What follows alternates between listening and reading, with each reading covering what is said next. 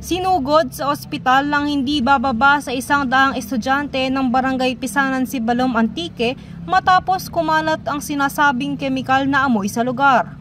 Sunod-sunod na ambulansya ang dumating sa paaralan ng Pisanan National High School at Pisanan Central Elementary School nitong Miyerkules matapos makaramdam ang mga estudyante ng pananakit ng ulo, dibdib, pagkahilo, hirap sa paghinga, pagsusuka at pagkawala ng malay. Sinasabing dulot ito ng kakaibang amoy na kumakalat sa paaralan.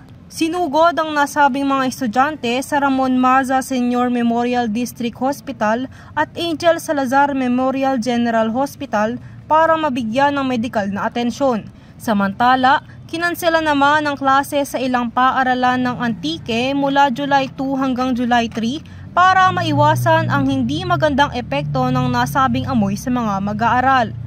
Dagdag rito, nagsagawa naman ng press briefing ang Antique Provincial Health Office upang pag-usapan ang investigasyon kaugnay sa nasabing masamang amoy.